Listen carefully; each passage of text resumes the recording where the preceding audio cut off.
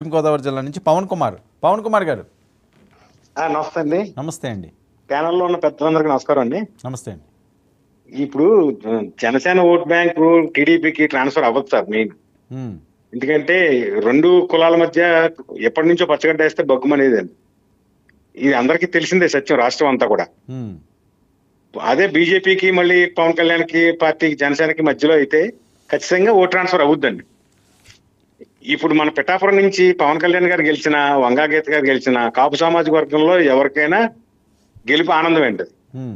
కాకపోతే పవన్ కళ్యాణ్ గారు గెలుస్తాం వల్ల ఏంటంటే ఒక పార్టీ జీవం పోసుకున్నట్టు అవుతుంది. ఇప్పటి వరకు శాసనసభలో ఇంకా అడుగు పెట్టని 10 సంవత్సరాల చరిత్ర కలిగిన జనసేన పార్టీ ఇప్పుడు ఖచ్చితంగా అసెంబ్లీలో స్థానం పొందినట్టయితే అది గౌరవంగా భావిస్తూ నెక్స్ట్ ఫర్దర్ గా వచ్చే కాలంలో భవిష్యత్ కాలంలో పవన్ కళ్యాణ్ గారి పార్టీ కానీ పవన్ కళ్యాణ్ గారు కానీ ఈ రాష్ట్రాన్ని శాసించే స్థాయిలోకి వస్తారని మా కాపుల యొక్క అభిప్రాయం ఉండేది. ఓకే. జనరల్ గా అయితే బీజేపీ పార్టీలో కాపులకు స్థానాలు ఇవ్వలేదు, సీట్లు ఇవ్వలేదు అన్నారు. కరెక్ట్ అండి, ఇవ్వలేదంటే అది ఆ డైరెక్షన్ కూడా చంద్రబాబు నాయుడు గారి డైరెక్షన్ లోనే జరిగిందండి. మొత్తం అంతా ముందుకెళ్ళింది. ఇప్పుడు సామాజిక వర్గంగా చంద్రబాబు నాయుడు గారు కానీ చంద్రబాబు నాయుడు గారికి అవసరం లేదనా మీ ఉద్దేశం? అవసరం లేదని కాదండి, ఆయన కాపులు అంటేనే అవసరం లేదండి. చంద్రబాబు నాయుడు గారికి ఫస్ట్ నుంచి కూడా కాపులు అంటే పడదండి.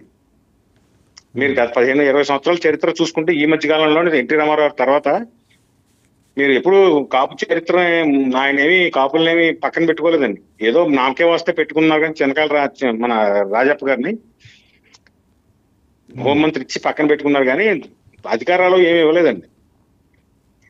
ఈ రోజు తెలుగుదేశం పార్టీకి ఈ ఎలక్షన్ 24 ఎలక్షన్ తుది అంకం అన్నమాట అండి. ఇంకా డూ ఆర్ డై. ఇందులో గెలిస్తే ఉంటది పార్టీ, లేదంటే పార్టీ కనుమరుగు అయిపోద్దండి. నెక్స్ట్ ఉన్న పార్టీ జనసేన అండి, పవన్ కళ్యాణ్ గారి ఆధ్వర్యంలో. అది పుంజుకోవడానికి అవకాశం ఉంటది. కానీ మరి కాపులకి జనాభా దామాషా ప్రకారం సీట్లు ఎక్కువ ఇవ్వాల్సిన పరిస్థితుల్లో కూటమి కట్టినప్పుడు కూటమిలో ముగ్గురు పొత్తు ధర్మం పాటించాలని ముగ్గురు కూడా ఒక మాట మీద ఉండి ఈ సామాజిక వర్గానికి ఎన్ని, ఈ సామాజిక వర్గానికి ఎన్ని దామాషా ప్రకారం ఇచ్చుకోవాలండి. వేరే పార్టీ ఇవ్వకపోయినా ముగ్గురు అధినాయకులు కూర్చున్నప్పుడు మాట్లాడుకోవాల్సిన మాటలండి అవి. ఎందుకంటే మనం అధికారం సాధించాలనుకున్నప్పుడు ఖచ్చితంగా వాళ్ళు జనాభా తామాషా ప్రకారం అందరూ అన్ని సామాజిక వర్గాలకు సమానమైన ప్రాతినిధ్యం ఇవ్వాలండి. ఒకరికి అసలు ఇవ్వలేదు అని ఒక పార్టీ, కొన్ని ఇచ్చారని ఒక పార్టీ, ఇలా ఉండకూడదు కదండి. నేను ఇందాక దాసరాము గారు మాట్లాడినట్టు కూడా ఏదో ముద్రగడ పద్మనాభం గారి మీద ఆయన కొంచెం అవాకులు మాట్లాడారు. జనరల్ గా కాపు ఉద్యమం చేసేటప్పుడు ఒక కాపు నాయకుడికి, ఆయన కూడా కాపు ఉద్యమంలో ఉన్నారండి దాసరాము గారు. కాపు ఉద్యమ నాయకుడిని నేలకేసి రాసేసి కుటుంబాన్ని రోడ్డు మీద పాడేసినప్పుడు మరి పవన్ కళ్యాణ్ గారు అదే సామాజిక వర్గానికి చెందిన వ్యక్తి ఖండించాలి కదండి. అప్పుడు పొత్తు ధర్మంలో ఉన్నారుగా. అంటే ఒక్క విషయం అండి, ఇక్కడ ఏమవుతున్నదంటే అండి, ఇది ఎప్పటి నుంచో నలుగుతున్న అంశం. మరి చిరంజీవి గారి కుటుంబం గురించి మాట్లాడినప్పుడు, పవన్ కళ్యాణ్ గారు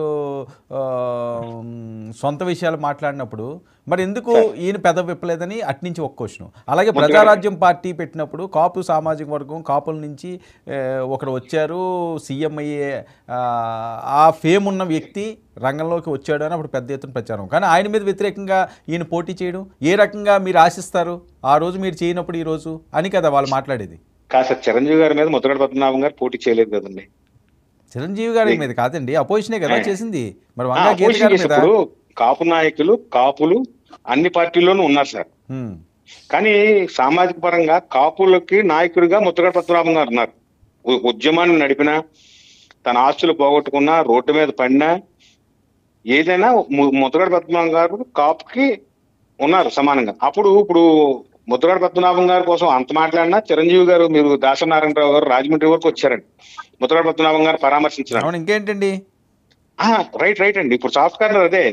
అప్పుడు జరిగింది. అంతకు ముందు ఒకవేళ ముద్రగడ పద్మనాభం గారు జడగా మాట్లాడినా, ఎప్పుడైతే చిరంజీవి గారు పెద్ద మనసుతో దాసనారాయణరావు గారు ఈయన పలకరించడానికి వస్తున్నారని తెలిసిన తర్వాత ఈయన యొక్క మనసు మారింది. ఒక కాపు నాయకుడిగా ఈయన కూడా ఆయన గుండెలో పెట్టుకున్నాడు చిరంజీవి. ఇప్పుడు చిరంజీవి గారిని ఏమంటలేదు చూడండి. ఇప్పుడు ఈ మధ్య కాలంలో కానీ గత 2-3 సంవత్సరాలుగా కానీ చిరంజీవి గారిని అంటలా. ఓన్లీ జనసేన అధినాయకుని కూడా ఏమనలేదండి. కానీ ఆయనకి కొన్ని డైరెక్షన్స్ ఇస్తే అది తప్పు కింద అనిపించింది. ఎందుకంటే ఒక వ్యక్తి వేరే సామాజిక వర్గం యొక్క ఒడిలో పూర్తిగా మునిగిపోయి ఉన్నప్పుడు మాట వినిపించుకోండి ఎవరైనా. మనమైనా ఒకటే, మనమైనా ఒక విధంగా మనకు ఒక తల మీద ఒక భారం పెట్టేసుకుని అది మైండ్ లో పెట్టేసుకున్నప్పుడు వేరే వాళ్ళు చెప్తే నచ్చదండి. అది ఆ నచ్చని పరిస్థితుల్లో ఈయన మాట్లాడటం ఇలా పెరిగిపోతుందండి ఇద్దరి మధ్యలో. ఓకే. ఇప్పుడు పిఠాపురం నియోజకవర్గానికి ఒకటే ముద్రగడ పద్మనాభం గారు పరిమితం కాదండి. కాపు ఉద్యమ నాయకుడిగా రాష్ట్రంలో పలు ప్రాంతాలుగా ఆయన సుపరిచితుడు, పలువురు అభిమానులు ఆయనకు ఉన్నారండి ఖచ్చితంగా. ముద్రగడ పద్మనాభం గారే చిన్న వ్యక్తి కాదు. అంటే నిజంగా ఒక విధంగా చెప్పుకోవాలంటే అంత పెద్ద వ్యక్తి, అందులో గౌరవం ఉన్న ఆయన, పెద్ద ఆయన ఈ రకంగా డైరెక్ట్ గా మీడియాలతో అది మాట్లాడకూడతాను కదా. ఇప్పటికొచ్చి కూడా పవన్ కళ్యాణ్ గారు డైరెక్ట్ గా ఆయన ఏమి ప్రస్తావించి పేరు పెట్టి మాట్లాడలేదు కదా. అనలేదు సార్. ఇప్పుడు ఈ ముద్రగడ పద్మనాభం గారి పూర్తి చరిత్ర తెలియదండి పవన్ కళ్యాణ్ గారికి. వెనకాల నుంచి చెప్పేవాడు లేడండి. అవునండి, దౌర్భాగ్య పరిస్థితులు అయ్యండి. ఎవరో చెప్పే పరిస్థితి చేయరు. ఈయనేమి అనలేదు కదండి ఆయన్ని. అదే సార్ ఏం అనలేదు. ఒకటే కదా సార్, ఇప్పుడు జరుగుతున్న దాడుల్ని వ్యతిరేకించకపోవడం మౌనం కూడా ఇబ్బంది అండి. అది మంచివాడి మౌనం కూడా. ఓకే. ఇప్పుడు అతను రోడ్డు మీద కుటుంబంతో సహా, ఇప్పుడు భార్య పిల్లలు వాళ్ళందరూ అయిపోయిందిలేండి, ఇంకా గతం అయిపోయింది. దాన్ని ఎప్పుడైనా ఖండించాలి కదండి. సరే, అది అయిపోయిందండి. ఇప్పుడు జనసేనకు వచ్చింది. ఓకే, బుజ్జి గారు చెప్పండి సార్, ఏంటి పరిస్థితి? సోమవీర్రాజు గారికి మరి టికెట్ ఇప్పించుకుంటున్నారా మీరు? సాధ్యమా? ఎట్టి పరిస్థితుల్లో ఇవ్వాలనే డిమాండ్ అయితే చేస్తాం సార్. ఇస్తాం ఇవ్వకపోతాం అనేది ఆ బీజేపీ వాళ్ళ పార్టీ పతనానికి వాళ్ళే దారేసుకుంటాం అనేది జరుగుతుంది.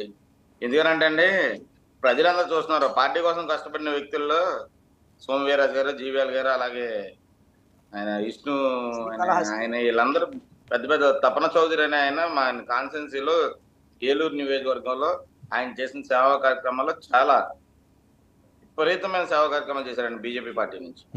వాటర్ ట్యాంకులు ఇవ్వడం కానివ్వండి, ట్రై సైకిల్ ఇవ్వడం కానివ్వండి, వాటర్ ట్యాంకులు కట్టించడం, ఇవన్నీ. అంటే ఆర్థికంగా కొన్ని ఈక్వేషన్స్ ఉంటాయేమో కదా.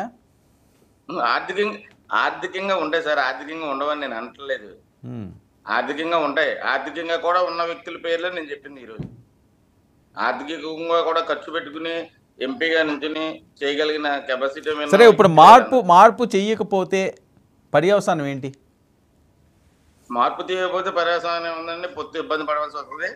బీజేపీ కూడా తగిన మూల్యం చెల్లించుకోవాల్సి వస్తుంది. మళ్ళీ గతంలో పోటీ చేయడం సీట్లు కూడా సీట్లు వాళ్ళ పొత్తులు ఉన్నాయి కాబట్టి బీజేపీ పోటీ చేయడం జరుగుతుంది. కానీ పొత్తు లేకపోతే బీజేపీ పరిస్థితి ఏంటి మన రాష్ట్రంలో అనేది మనం అందరం చూస్తున్నాం. అవునండి, మరి పవన్ కళ్యాణ్ గారే కదా కావాలని చెప్పి పొత్తు ముగ్గురు కలిసి ఉండాలని చెప్పి చేసింది మీ పవన్ కళ్యాణ్ గారు కదండి. బుజ్జి గారు పొత్తు అనే అంశం అన్నది ఎట్టి పరిస్థితుల్లో బీజేపీ రావాలని చెప్పి టీడీపీ వద్దనుకున్నా పట్టుపట్టి పంతం పట్టి తీసుకొచ్చి పొత్తులో భాగంగా కలిపింది పవన్ కళ్యాణ్ గారనే కదా టాక్ వస్తుంది. అవునండి, పవన్ కళ్యాణ్ గారే ఆయనే చెప్పారు కదా సార్, నేనే కలిపాను, నేనే మధ్యవర్తం చేయడం. మరి ఇంకేంటి, మరి ఇంకెవరిని అనాలి? బీజేపీని మీరు ఏమో వద్దనుకుంటున్నారు, అవి మార్చమంటున్నారు, కానీ పవన్ కళ్యాణ్ గారు అది కావాలి అనుకుంటున్నారు. నేను ఇచ్చాను కదా సీట్లు, మీరు ఇవ్వనవసరం లేదని ఏమన్నా మాట్లాడుకున్నారేమో. అలా సార్, అదైనా ఓకే సార్. పోనీ వీళ్ళ ముగ్గురు కలిసి ఉన్నాం, 30 సీట్లు 40 సీట్లు కూడా ఇవ్వలేదు కదా సార్. దానికైనా సిద్ధంగానే ఉన్నాం.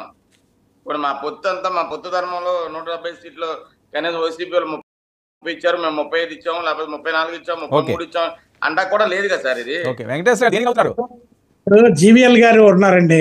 జీవీఎల్ గారు ఇప్పుడు మీరు అన్నారు ఇందాక, ఆయనకి ఇవ్వడానికి కారణం ఏంటండి? ఆయన ఇవ్వచ్చు కదా. అదేమంటే దాంట్లో పొత్తులో ధర్మంగా వైజాగ్ టీడీపీకి వెళ్ళింది అని చెప్పారు పురంధేశ్వర గారు. మరి తను రాజమండ్రి సీటు త్యాగం చేయొచ్చు కదండి జీవీఎల్ గారికి ఇవ్వడానికి. అలాగే సోమవీర్రాజు గారికైనా త్యాగం చేయొచ్చు కదండి. ఇప్పుడు అలాగే మాధవ్ గారు ఉన్నారు. మాధవ్ గారు చాలా సీనియర్ గా వర్క్ చేస్తున్నారు. మాధవ్ గారికి ఇవ్వలేదు. ఎవరికి మన బీజేపీలో ఉన్న మూలాలుగా ఆర్ఎస్ఎస్ మూలాలు ఉన్న వ్యక్తులకి ఎవరిని కూడా దగ్గర చేయలేదండి. కేవలం టీడీపీ కోసమే. బహుశా పురంధేశ్వర గారు తన బావగారి కళ్ళలో ఆనందం చూడటానికి ఏమైనా ఇచ్చారేమో, ఇదంతా మాకు అనిపిస్తుందండి. ఇంకోటి ఏంటంటే, ఈ డైరెక్షన్ అంతా, ఈ పొత్తుల డైరెక్షన్ అంతా ఈ పవన్ కళ్యాణ్ సీట్లే కానివ్వండి నిర్ణయించడంలో కానివ్వండి, బీజేపీ సీట్లు నిర్ణయించడం కానివ్వండి, చంద్రబాబు నాయుడు హస్తం అనేది 100% ఉన్నది, మార్క్ ఉన్నదని దీన్ని బట్టి అర్థమవుతుందండి.